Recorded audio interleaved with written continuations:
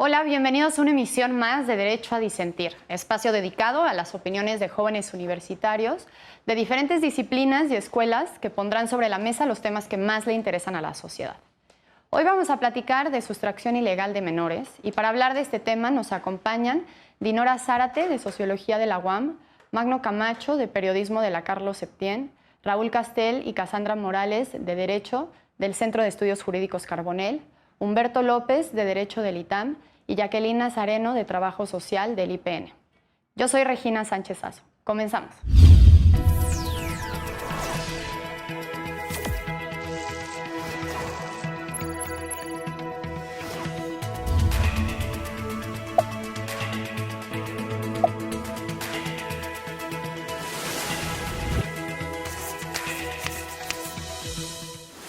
Un padre decidió llevar a su hijo de 3 años con él a Estados Unidos sin autorización de la madre.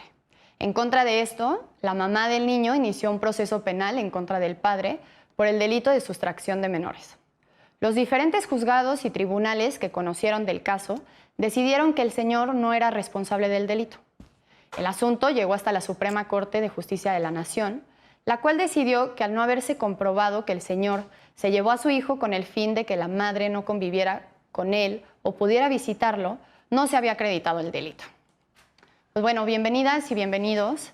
Es un caso pues un poco controversial, es pues un caso fuerte en el que pues no sabemos, ¿no?, cuántos niños les habrá pasado este asunto en el que los papás están medio peleando por ellos y uno de ellos decide llevárselo, ¿no?, ya sea por su bien o no. Pues bueno, ¿por qué no empezamos, Cassandra, ya que estudias Derecho, si nos puedes platicar un poquito más, explicar un poquito más de qué va este asunto para que ya todos estemos en el mismo canal? Ok, bueno, este asunto surge aquí en la Ciudad de México, en donde lo que está en discusión primeramente fue un proceso familiar, en donde el papá solicita el reconocimiento de paternidad del niño y no se logra emplazar a la mamá. Entonces, obviamente, porque bueno, la mamá nunca estuvo presente para que se llevara a cabo el emplazamiento, y entonces el papá en Estados Unidos, en el condado de Montgomery, en Texas, inicia este tipo de procedimiento también en jurisdicción familiar para que se le reconociera la paternidad del menor. Entonces él presenta una prueba de paternidad de ADN y bueno, en ese momento le certifican que sí es el padre, ¿no? Y bueno, aquí en territorio nacional ellos tenían varios procesos familiares en materia familiar por cuestión de reconocimiento. Después de estos procedimientos familiares terminan en un procedimiento penal. ¿Por qué? Porque el padre se lleva al niño al extranjero porque dentro del procedimiento familiar que tenían allá, le solicitan que presentara al niño, ¿no? Entonces, en ese momento es cuando tratan de encuadrarle el delito de sustracción de menor, y porque se lo llevó, ¿no? Se lo llevó y lo presentó. Y en cuestión de... Ahí es donde cae ya la materia penal en este asunto.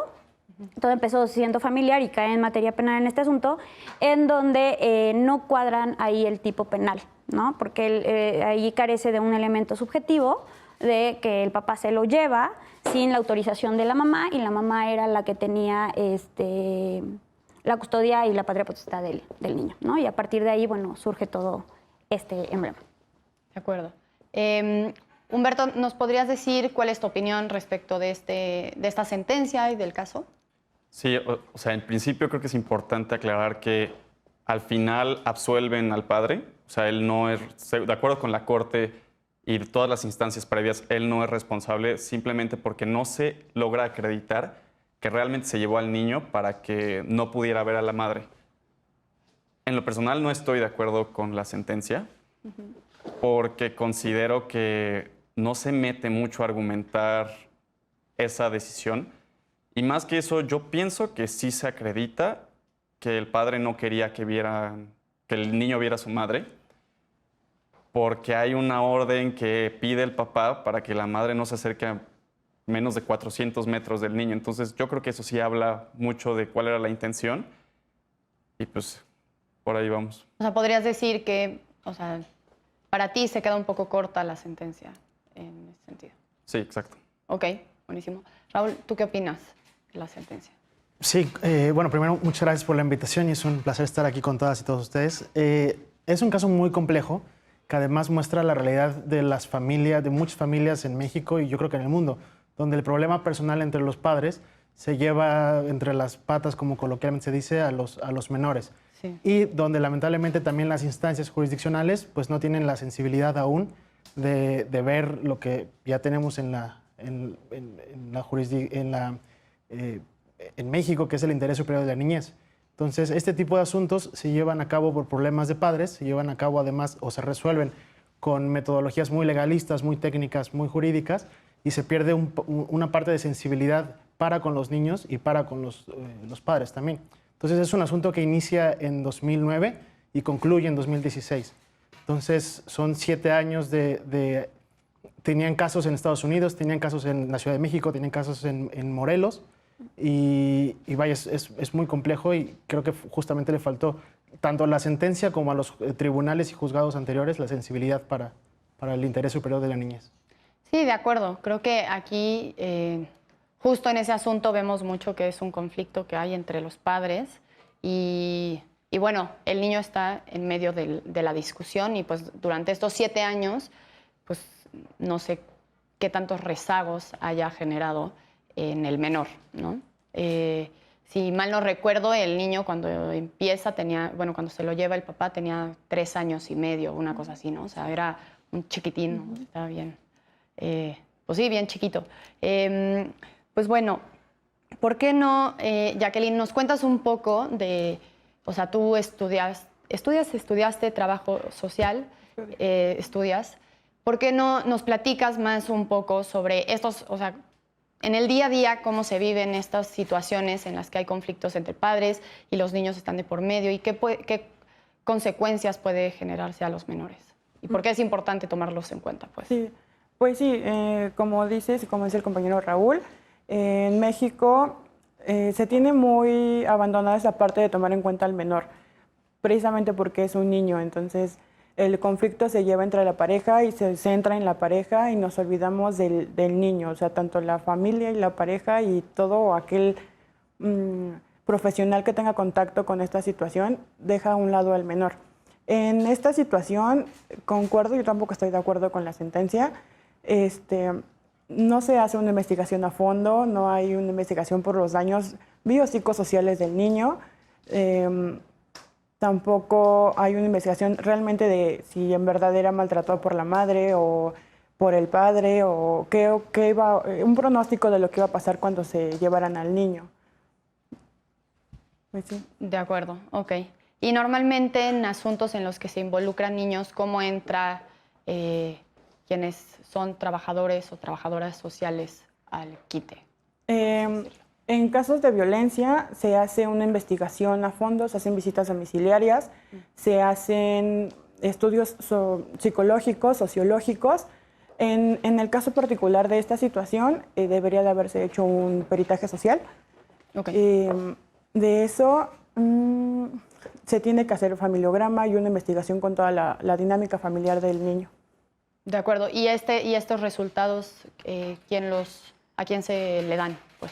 En el caso se debería de haber llevado a la corte, en otros casos particulares a instituciones que vean por el bienestar del niño. De acuerdo, ok, qué interesante. Y bueno, Dinora, ¿nos podrías también decir, o sea, ya tomando en cuenta que pues lo que ya platicamos sobre la sentencia y pues que aquí está de por medio un niño, pues siendo estudiante de sociología, ¿nos puedes dar tu punto de vista? Claro. Si bien me parece que la sentencia se queda bastante corta, es muy corta, pero habría que analizarla desde 2 puntos. El primer punto que se analiza es referente al padre y a la sustracción del menor, sin el consentimiento de la persona que tenía la custodia. Sin dejar de lado, esta es la segunda parte, el impacto social que genera en el menor. Se tiene la concepción de que la madre es la única capaz de cuidar y salvaguardar al menor.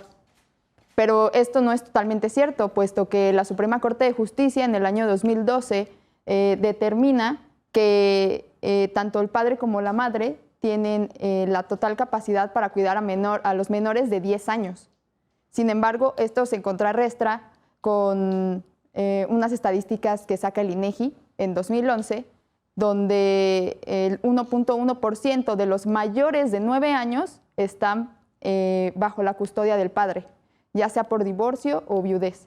Igual es un porcentaje mínimo, pero aquí cabe resaltar que no es una cuestión de género ni de porcentajes, sino de la persona más apta y la persona que tenga más sentido y valores para criar al niño y salvaguardar su libre desarrollo.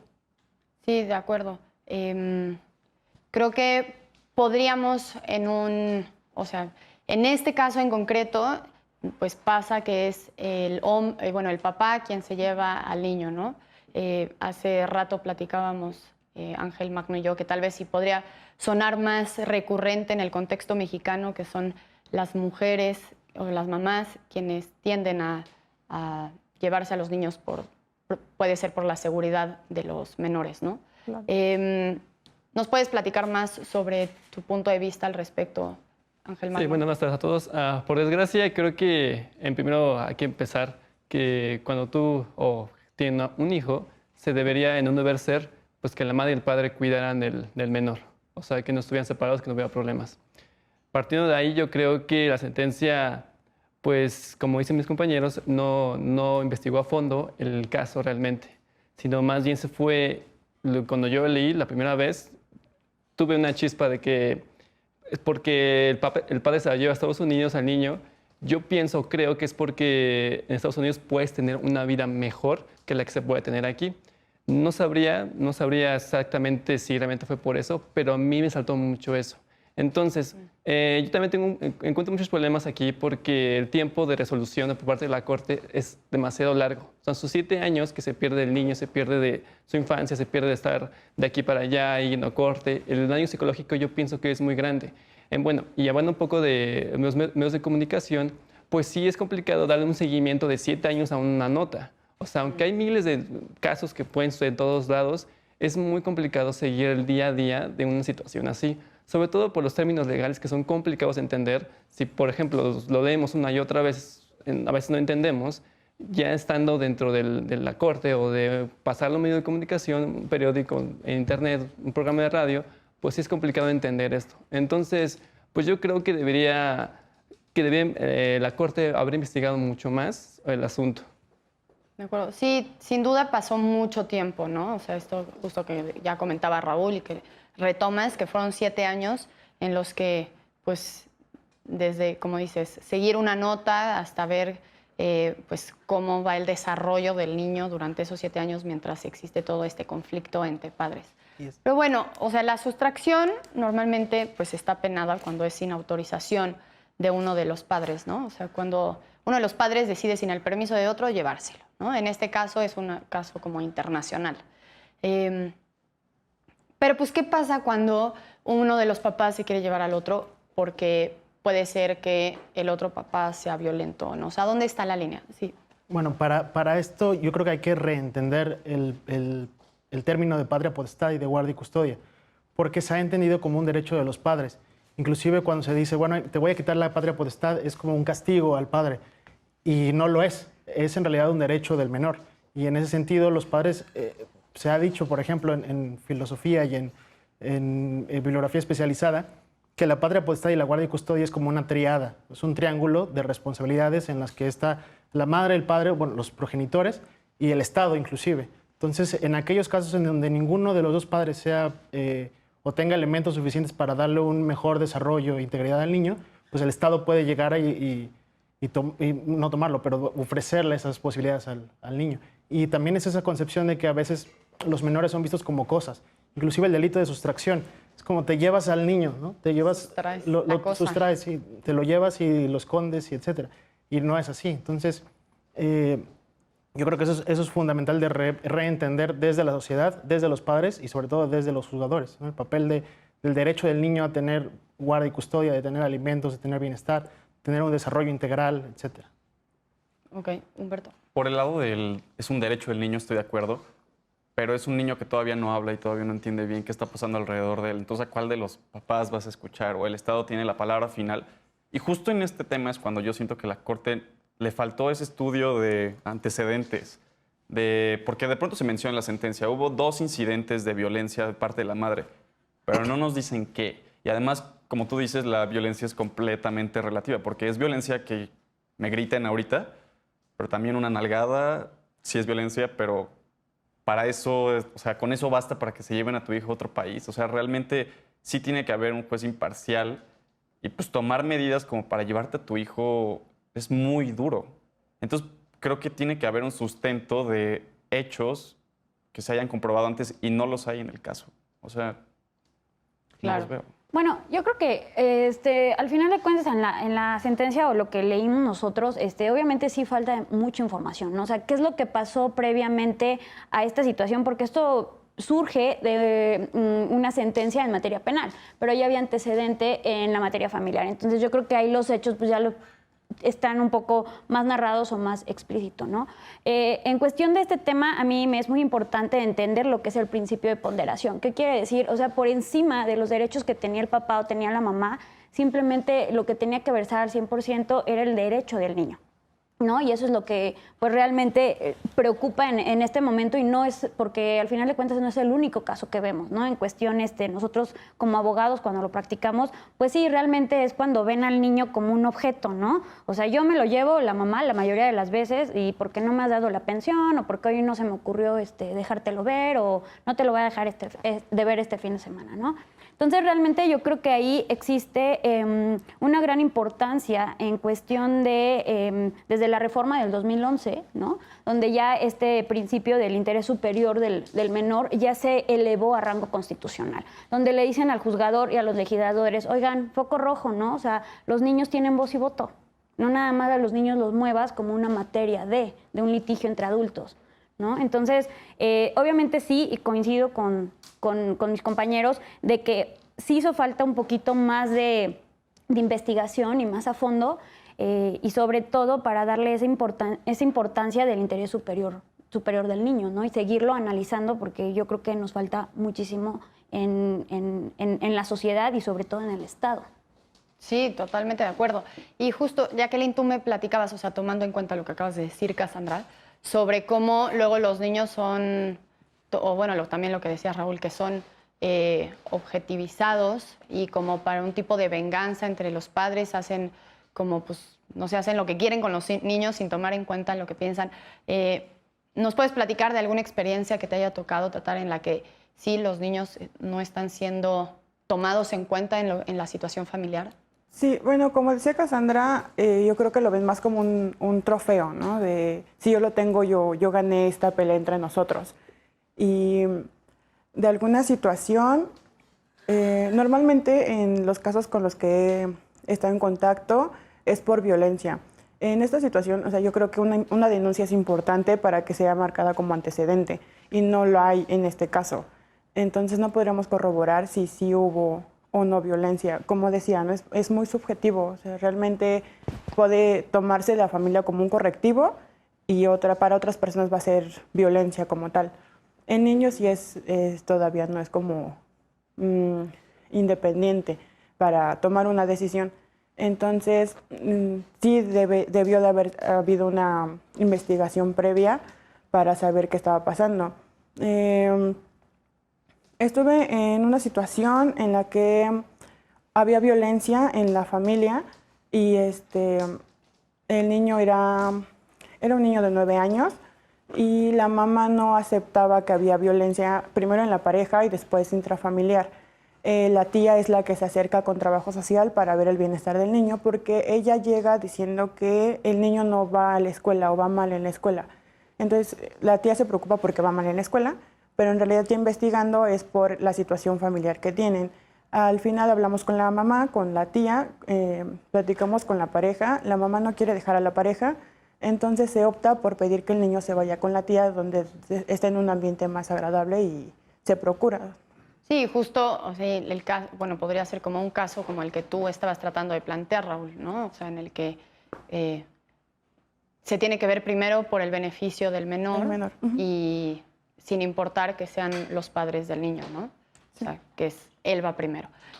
Bueno, se acabó el tiempo del primer bloque. Ahorita regresamos y seguimos platicando. No se despeguen, en unos minutos más estamos de vuelta aquí en Derecho a Disentir. Ya estamos de vuelta en Derecho a Disentir y ya estamos platicando sobre la sustracción ilegal de menores. Y bueno, tomando en cuenta ya pues que hemos platicado un poco del caso y de cómo los menores tienen que ser tomados en cuenta, sí me gustaría que platicáramos justo de esta línea de la que hablábamos hace ratito, se tocó de manera muy sutil, sobre la violencia, ¿no?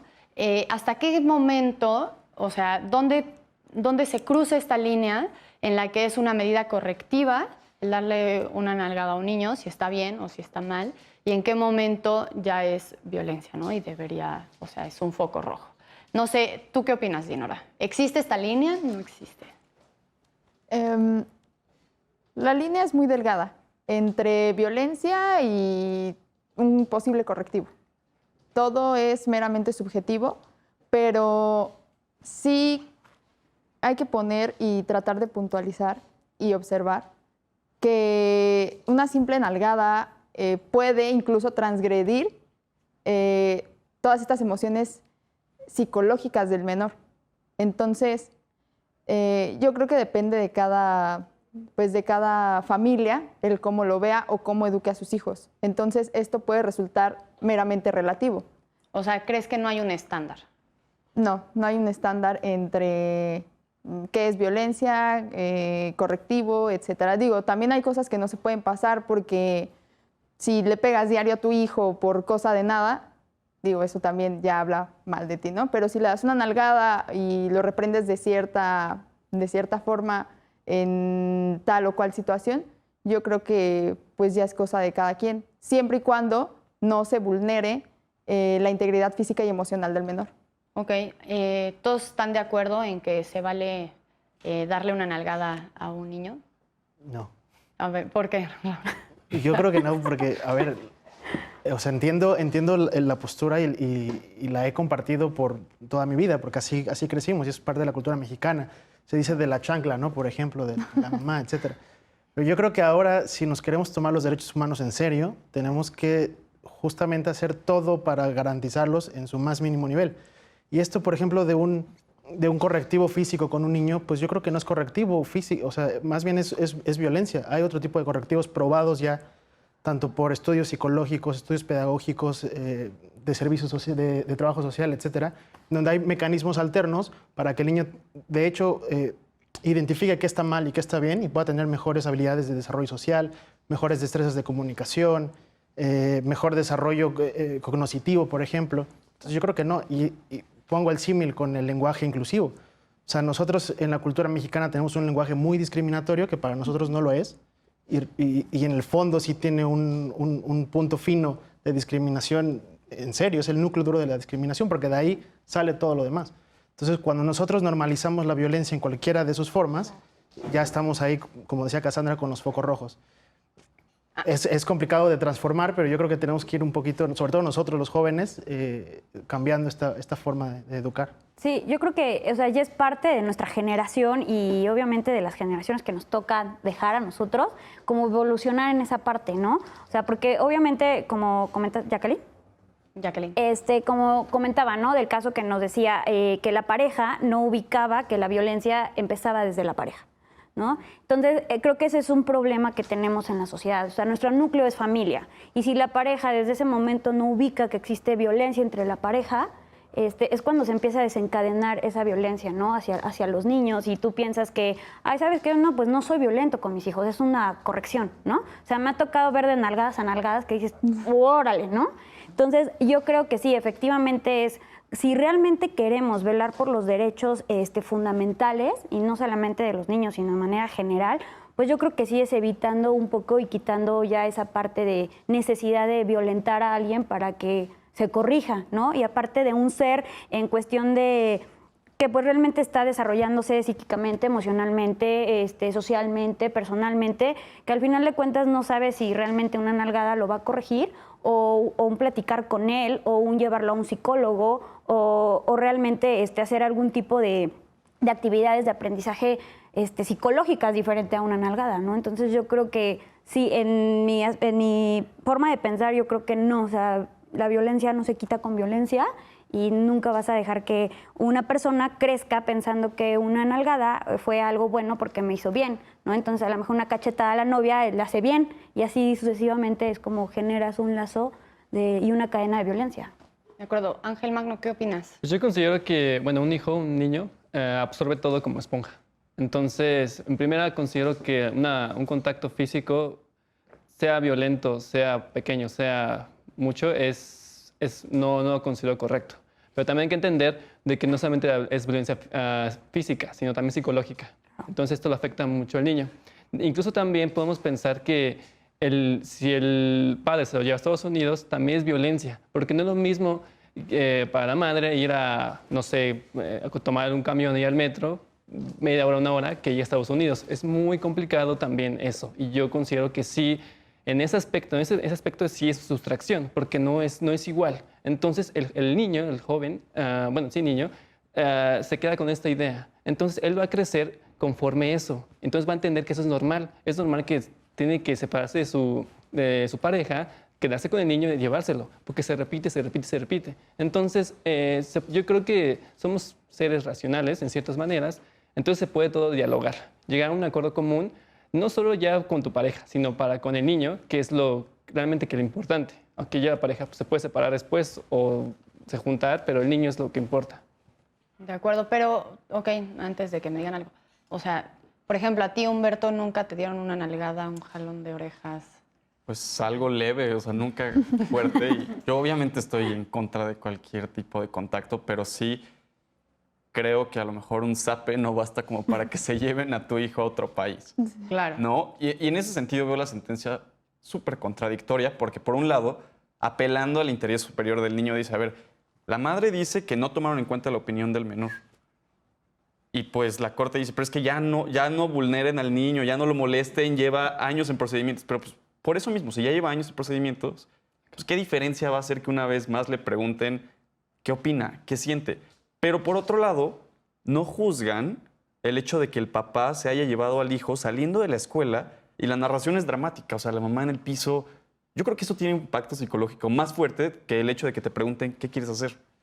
Claro, también justo, o sea, como lo decía Ángel Magno, ¿no? O sea, no solo es la violencia física, sino la psicológica. Y ese impacto, o sea, nada más quedarte con ese recuerdo de que tu papá llevándote a la fuerza y tu mamá tirada en el piso, o sea, no puedo imaginar lo que, pues, eso implique en el subconsciente de los niños, ¿no? ¿Qué opinas, Jacqueline? Bueno, es que es un tema muy difícil hablar de violencia. En México está muy normalizado.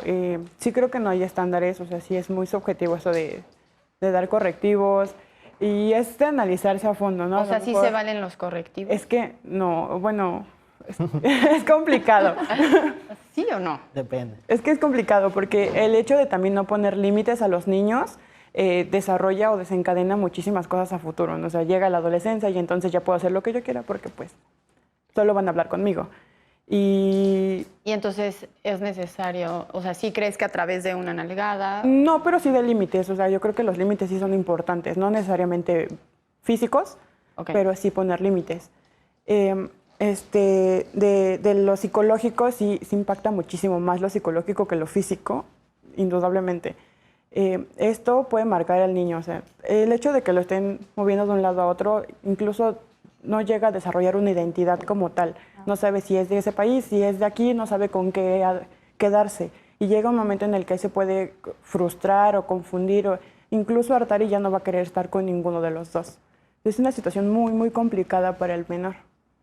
De acuerdo, Dinora. Incluso esto que menciona mi compañera Jacqueline me hace recordar un artículo que leí que a estos niños se les llama niños maleta, que están de un lado a otro y justamente no tienen una identidad formada al 100% y se ven vulnerados en gran medida por esto.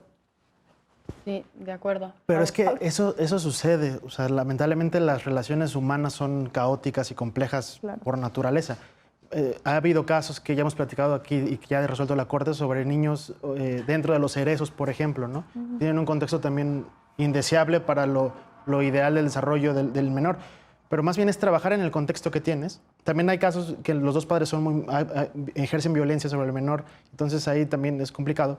Pero el punto fino de esto es saber ver el contexto y analizar con las situaciones fácticas, jurídicas que tienes a la mano. En este caso, pues estaban moviéndose los niños maleta, como decían. Pero que es el interés superior de la niñez, una de sus características es que en todos los procesos judiciales o de cualquier otro tipo donde estén involucrados niñas, niños y adolescentes, se tienen que escuchar. Y esto no significa que tienen que ir al tribunal y ser interrogados o dar su testimonial. Claro. Hay otras maneras, por ejemplo, privados o con cuestiones de trabajo psicológico, etcétera.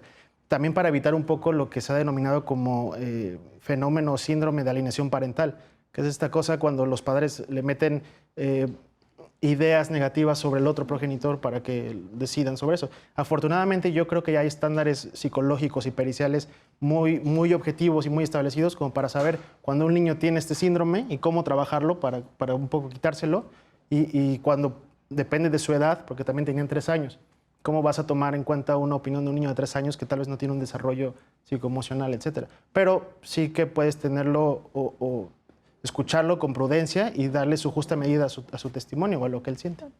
Sí, de acuerdo. Entonces, tomando esto en cuenta, Dinora, tú que empezaste diciéndonos tu postura sobre la violencia y si es subjetiva, ¿te quedas con tu idea? No. Lo que intentaba decir es que esa línea de entre lo que es violencia y no es muy delgada. Es como mencionaba mi compañero, o sea, darle un zape a un niño se considera tan fuerte como para llevarlo, no sé, a un juicio o algo así. O sea, eso es lo que quiero tratar de expresar. Okay. No estoy a favor de la violencia, menos en contra de los niños, porque son los seres más vulnerables, incluso en contra de nadie, mujeres, gente adulta mayor, hombres, etc. Pero los niños porque se consideran un sector vulnerable. Entonces, esa línea y tratar de diferenciar entre lo que es violencia y no, sí me parece que es muy subjetivo. Sí, de acuerdo. Bueno, en este aspecto, en cuestión de violencia, también algo que me queda vibrando un poco en la cabeza es, ok, nosotros nos estamos enfocando en el punto que se lo llevaron y que la mamá se cayó afuera de la escuela mientras se lo llevaban, ¿no? Pero entonces, ¿en qué momento no estaban transgrediendo también el interés superior del niño al no quererle reconocer la paternidad al papá? O sea, realmente le estaban evitando eso, la convivencia con el papá, porque en sí uno de los primeros procesos en cuestión familiar que inició fue el reconocimiento de paternidad. O sea, al niño se le estaba violentando esa parte, ¿no? Entonces, obviamente, el papá inicia el proceso en Montgomery, en Texas, fue porque aquí no logra emplazar a la mamá. Entonces, obviamente, también es diferente tipo de violencia en ese aspecto, ¿no? O sea, también se le estaba violentando los derechos fundamentales al niño. Y yo, no sé, tengo una duda en cuestión de tu área, en trabajo social, es, por ejemplo, yo entiendo que al niño lo presentan, o sea, lo pueden presentar, lo que comentaba Raúl en cuestión de que ahora los menores tienen que ser escuchados, ¿no? A lo mejor y no dentro del tribunal o del juicio, pero ¿de qué manera, por ejemplo, a un niño de 3 años se le podría escuchar? No sé si existen estudios psicológicos o no sé. Bueno, para empezar, un niño biológicamente a los 3 años ya es no es consciente de tomar decisiones, pero sí ya puede decidir con quién irse, o sea, sí sigue a una persona. Y si yo, niño de 3 años, soy violentado, difícilmente me voy a ir contigo que me haces daño. Entonces, el niño sí puede haber cierto rechazo por alguien que lo violenta. Hay estudios psicológicos, sí, normalmente los psicólogos trabajan con los niños mediante juegos, o sea, con peluches o sí, les dan juguetes para que ellos desarrollen cierta escena y desde ahí se toma un diagnóstico, se saca un diagnóstico. En sí, en la sentencia te dice que a él lo detienen, ¿no? Porque ella dice algo que se secuestraron a su niño, al hijo, ¿no? Entonces la policía de migración o fronteriza, no sé, los detienen y obviamente está 6 años él en detención por esa acusación de parte de la mamá, y fue cuando la policía en la frontera le dice, ok, se dan cuenta que el niño pues tiene mucho apego con él y al final de cuentas pues, lo deja ir, ¿no? O sea, le dicen, ok, sí, con eso corroboró, y corroboraron obviamente con todos los datos y con el proceso que tenían en Texas, y porque el niño tenía pues cercanía con el papá y se dan cuenta que sí, o sea, no existía ningún tipo de violencia por parte por parte del papá, ¿no? O sea, en este aspecto, o sea, mi punto a tratar es, o sea, también le estaban vulnerando esa parte y ese derecho fundamental al niño. O sea, obviamente sí era me lo llevé o lo sustraje, al final de cuentas pues no fue sustracción porque no encuadró ahí el tipo penal, pero obviamente sí había un derecho que ya le estaban afectando al menor, ¿no? Mi punto de vista. Del lado del reconocimiento, entiendo que los niños tienen derecho a que los reconozcan, bueno, que reconozcan a sus padres, pero ¿qué tanto le afectaba al niño recién nacido que su papá, o sea, que no estuviera definido quién fuera su papá? O sea, entiendo que a largo plazo evidentemente hay problemas, pero siento que ahí la vulneración es más al papá. O sea, él es el que lo está buscando, el niño no le afecta, no entiende. Pero le estás vulnerando el derecho de identidad O sea, sí, al menor. pero a final de cuentas, independientemente de ese derecho de identidad que tenga, cuando no es consciente del mismo, después creció y ya después no le tomaron en cuenta qué opinaba para decidir con quién se iba a quedar. Ok, sí, pero en ese momento, eso fue un argumento de parte de del tribunal, bueno, de la sala, donde dijeron, ok, ¿en qué momento tú vas a volver a presentar al niño para ver si me quiero ir con mamá, me quiero ir con papá? Y dices, lo vas a revictimizar de nuevo, ¿no? O sea, por eso a lo que voy era mi pregunta. ¿De qué manera no puedes revictimizarlo? Por eso la Suprema Corte definió que no lo tenían que presentar, ¿no? Para que el niño diga, me voy con mamá o me voy con papá. Al final de cuentas ya le estaban vulnerando muchos derechos. O sea, sí, pero eso fue a los 3 años. Ya cuando la Corte va a dictar sentencia ya tiene 7. O sea, ya todavía hay más diferencia. Entonces creo que ahí sí falta muchísimo como consentimiento del niño. Sí, no se tomó en cuenta esta parte de que antes, o sea, él decidió irse con el papá porque solo estuvo con el papá, no hubo una imagen materna. Si hubiera convivido con ambas partes, sería diferente la decisión del niño. Y todo eso no se toma en cuenta. Entonces, sí, no hay una investigación a fondo, no hay estudios a fondo psicológicos para el niño, ni no se toma en cuenta de nuevo al niño. Bueno, es que yo creo que sí se toma en cuenta, pero no en la sentencia, porque la sentencia es penal. Todo el trámite procesal familiar que tiene que ver con esto ni siquiera ha terminado cuando la Corte dictó sentencia, porque en Texas, que era donde se estaba llevando el caso, todavía no había una ejecutoria. Entonces, el proceso familiar es esto que además es el interés superior de la niñez, de los derechos humanos, pero la materia es penal. Y entonces, por lo que decía Cassandra muy atinadamente, no se acredita el tipo penal, no es sustracción de menores, porque el condado de Montgomery había pedido que fuera el niño. Entonces, lo que hace el papá es, sí lo saca de la escuela, muy dramático, etcétera, pero lo lleva con esa finalidad y no para causarle daño a la madre. Y ahí está el elemento subjetivo del delito, que supongo que ahorita lo vamos a analizar más a profundidad. Pero yo creo que esta sentencia, por eso también queda corta, porque al final de cuentas, por el principio de estricto derecho, el principio de legalidad, solamente analiza lo que se le fue pedido, que es un tipo penal. La sentencia se construye no tan argumentativamente, sino más demostrativamente sobre todos los procesos anteriores, pues, para dar el contexto de la situación. Pero en materia familiar yo creo que todavía no se supo, habrá que investigar más cómo se decidió, porque la patria potestad la tiene la madre, porque ella fue la que lo registró cuando nació. Y después en Texas dicen, no, tiene que haber una custodia absoluta compartida. O sea, los dos tienen que haber esta figura que en México todavía no tenemos, que es la custodia compartida, donde los dos progenitores tienen los mismos derechos de visitas, de alimentos, etcétera. De acuerdo. Bueno, se nos terminó el tiempo del segundo bloque. Ahorita retomamos la discusión. En unos minutos más estamos acá de vuelta en Derecho a Disentir. Estamos de vuelta en Derecho a Disentir. Estábamos platicando sobre la sustracción de menores. Y justo, Raúl, antes del corte decías que faltaba analizar la parte subjetiva, ¿no? del tipo penal. Entonces, sin entrar en cosas muy técnicas, nada más explícanos de qué va esta parte subjetiva, porque creo que sería interesante como discutir lo que esto significa. Claro, bueno, para que sea una acción considerada como delito, tiene que cumplir con ciertas características y tiene que encuadrar exactamente, perfectamente, en lo que está establecido como delito en la ley penal. A esto se le llama taxatividad. Y la taxatividad quiere decir que tiene 3 características. La primera es respecto a la acción. La acción tiene que ser visible y externa. Respecto a la conducta tiene que tiene que provocar un daño tangible. Y respecto a la culpabilidad, que es la adecuación de la acción con la persona. Pongo un ejemplo muy sencillo para que quede un poco más claro.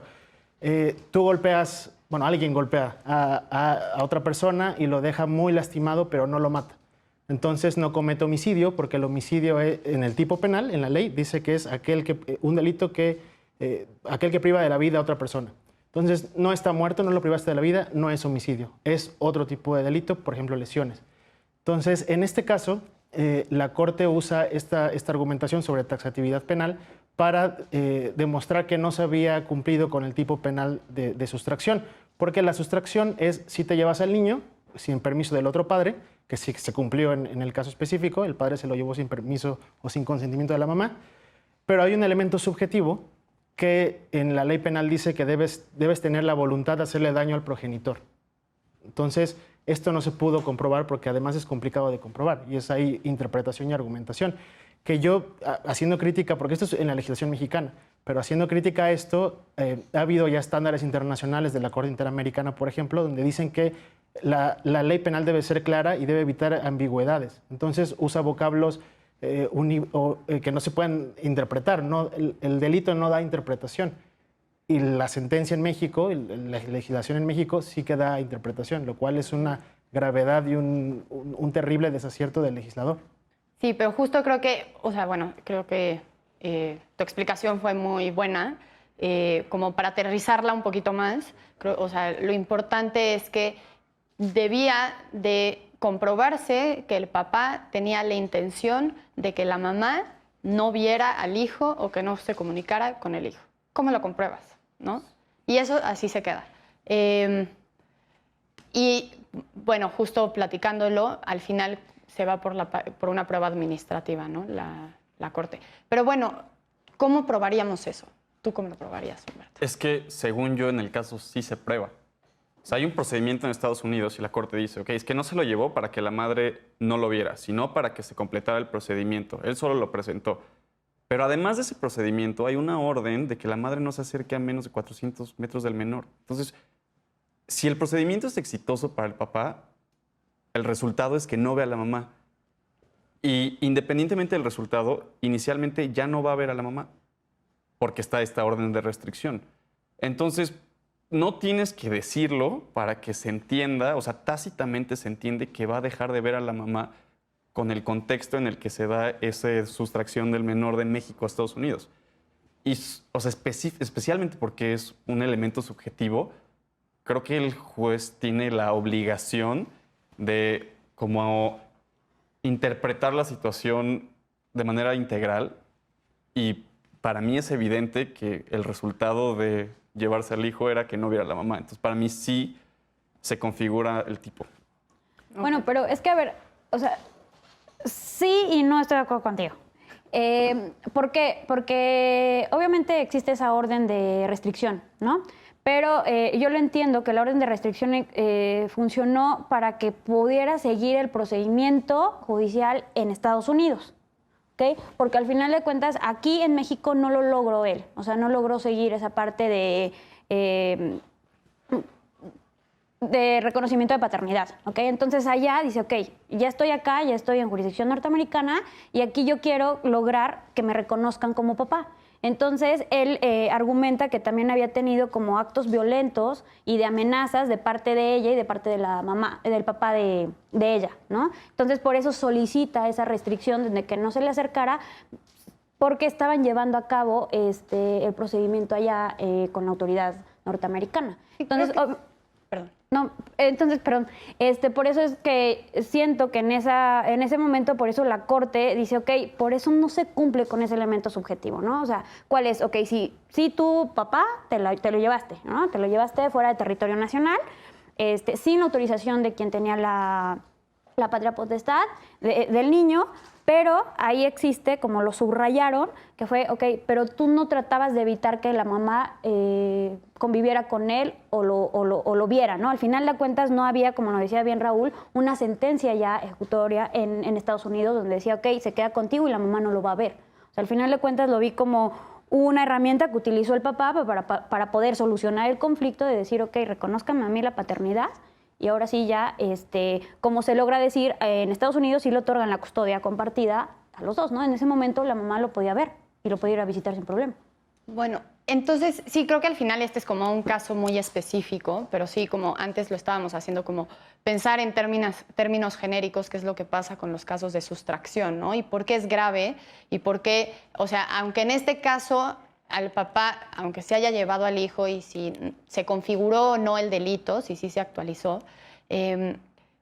¿por qué es grave y por qué es importante poner como un foco rojo respecto de que un papá se lleve a uno de los hijos sin la autorización del otro? Entonces, no sé, yo creo que, pues, sin duda, al fin, o sea, es responsabilidad de ambos y por lo tanto ambos deberían de estar al tanto del cuidado del niño, ¿no? Y por el mismo sentido, o sea, por la gravedad del asunto, y hay como estadísticas que dicen que el número de denuncias ante los ministerios públicos de sustracción de menores va a la alza. Bueno, viendo un poco en los periódicos, hay una iniciativa de aumentar el número de años de prisión a aquel que sea culpable de sustracción de menores, ¿no? Es decir, ahorita no sé bien cuántos años es, pero pensemos que son 5 y entonces dicen mejor aumentémoslo a 40, ¿no?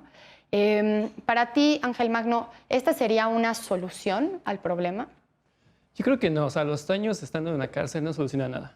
Yo creo que sería cuestión, si para la corte fue muy complicado investigar el veredicto, bueno, la idea de por qué el papá hace esto, yo creo que hay que pararnos en una primera instancia de por qué hace esto el papá.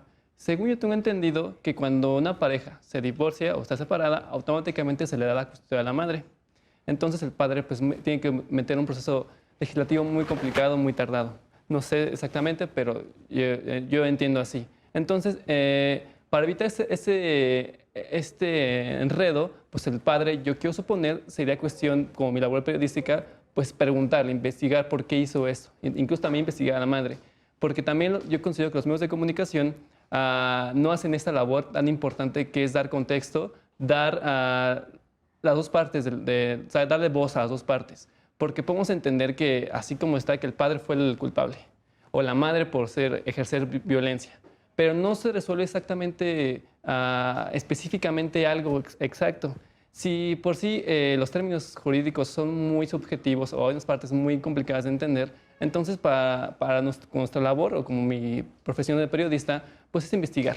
Entonces, con base en eso, yo considero que en lugar de meter más años específicos a la cárcel, sería una mejor investigación previa, meterle más peso a eso para dar un resultado adecuado, no solo para la pareja, o sea, para el niño, que es lo que aquí en México se dé el derecho superior de la niñez. Entonces, pues yo considero mejor una solución a la investigación, una investigación, aunque tarde 5, 3 años, lo que sea, pero que se investigue bien. O sea, que valga la pena la investigación para llegar a un resultado óptimo para todos. De acuerdo, sí, creo que tocas un tema muy, o sea, un tema muy interesante de cómo desde el periodismo debe de tratarse de tocar todas las caras de una misma moneda, ¿no? O sea, no quedarnos con una versión y que al final, pues sí, puede haber una sentencia, pero la forma en la que la gente se entera de cómo va la sentencia es a través de ustedes, ¿no? Y del trabajo periodístico. Y entonces, pues también de eso depende que la sociedad estemos bien informados de cómo se llevan a cabo las cosas y cuándo sí corresponden, o sea, cuándo sí pasa una cosa, cuándo no y por qué, ¿no? Jacqueline, para ti, o sea, ¿estás de acuerdo con Ángel Magno en que no es necesario aumentar el número de años en la cárcel para que disminuya este delito, para que como una solución al problema? Sí, yo también considero que no tanto, no hay que ser tan radicales. Concuerdo muchísimo en la investigación. Trabajo social, su labor era investigar en la escuela, con los maestros, con testigos alrededor de la escuela, con la señora que vende fruta al frente de la escuela y corroborar este argumento que decía, porque al final son argumentos, realmente no se comprueba que sí haya pasado así. Entonces, periodismo trabaja junto con trabajo social para investigar si en verdad así sucedieron las cosas. Las notas de trabajo social se les pasan y entonces ellos formulan su nota.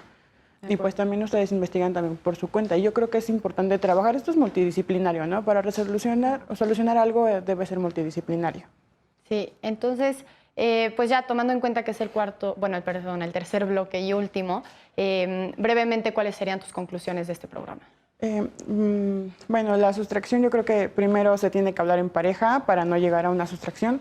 Los problemas de la pareja se solucionan entre la pareja y a marcar límites entre nosotros, ¿no? Llegar a acuerdos para no dañar a nuestros hijos y siempre pensar en ellos. A lo mejor si yo odio a mi pareja está bien, pero siempre y cuando no afectemos a esta tercera persona o personitas que estén de por medio. Exacto. De acuerdo. Cassandra, tus conclusiones. Bueno, yo creo que aquí no es tanto el que generemos o el que se genere una iniciativa, que es lo que vería yo como solución, sino que realmente es un reto que tiene el Estado, tanto para los legisladores y para los juzgadores, que es, yo creo que es la parte medular en donde se les tiene que capacitar y saber que entiendan lo importante de en lo que consiste lo del interés superior del niño y que realmente se trabaje sobre eso cuando se legisle, o sea, cuando se realice una ley y obviamente cuando el juzgador aplique esa ley, ¿no? O sea, en este caso, en que el juzgador tenga esa conciencia que por encima de los derechos de un adulto y cuando va inmerso los derechos de un niño, obviamente que va a tener el principio de ponderación los derechos del niño, ¿no? Entonces, en México tenemos, yo creo que todavía ese reto, ya lo elevaron a rango constitucional, fue un gran paso, pero creo que todavía falta la capacitación de nuestros legisladores y de nuestros juzgadores. Buenísimo. Humberto, ¿tus conclusiones? Primero, creo que es un lugar común para nuestros legisladores pensar que la solución a cualquier problema que atraviesa el país es aumentar las penas, cuando la evidencia demuestra totalmente lo contrario. O sea, todos podemos rastrear el problema hacia la impunidad con la que vivimos. Y es la salida fácil, la que gana votos, la que intuitivamente dice, suena a solución, cuando en realidad hay miles de factores que se pueden atacar y por lo tanto estoy completamente en contra de aumentar las penas. Y en el tema, creo que es un reto del legislador adaptarse a las condiciones nuevas del mundo. O sea, en términos de la gente se divorcia más, es más fácil viajar, es más fácil conseguir dónde quedarse. Entonces, realmente creo que el tipo ahorita está muy limitado y creo que puede haber 400 maneras o explicaciones de por qué te llevas a un niño y no solo una. Y a final de cuentas se tiene que contemplar eso. Entonces, creo que ahorita falta mucho que hacer en ese lado. Qué interesante. Dinora. Bueno, a título personal puedo decir que ante cualquier cosa o ante cualquier situación se deben de poner siempre primero los derechos fundamentales del menor. En este caso, como la ley de los derechos de los niños, niñas y adolescentes, me gustaría tocar esta parte del derecho a la participación, no refiriéndome al caso específico de la sentencia, sino en general, donde el derecho a la participación es preguntarle al niño, tratar de involucrarlo y tomar su opinión respecto a la situación que se está viviendo. Entonces, tratar de generar como esta comunicación para tratar de salvaguardar su integridad. De acuerdo, gracias. Ángel Magno. Pues yo creo que hay muchas maneras de evitar esos problemas. Creo que empezando con planear una familia, planear tener un hijo. Si ya lo tienes y no está planeado, pues tratar de que la pareja se lleve bien. Y yo creo en ese aspecto un poco personal, y ya un poco más de mi materia, sería que cada quien haga su trabajo, que la Corte haga su trabajo de investigación, que el periodismo apoye eso también, porque como con mis compañeros se trabajan todos conjuntos, porque si todos podemos llegar a hacer un trabajo adecuadamente, los resultados van a ser óptimos, sobre todo para la niñez. De acuerdo, gracias. Raúl. Gracias. Bueno, yo creo que este caso es una llamada de atención para los legisladores, para los juzgadores y para la sociedad. Tenemos que ser más sensibles, tenemos que tener más consideración del contexto en específico y sobre todo en casos de niñas, niños y adolescentes, poner toda nuestra atención en lo que es mejor para ellos. Entonces, esa sería mi conclusión. Buenísimo. Pues muchas gracias a todas y a todos. Jacqueline, Raúl, Ángel Magno, Dinora, Humberto, Cassandra. Fue un gusto tenerlos aquí el día de hoy. Espero no sea la última vez. Y también muchas gracias a ustedes por habernos acompañado en esta discusión. Esto fue Derecho a Disentir por Justicia TV. Mi nombre es Regina Sánchez Sass.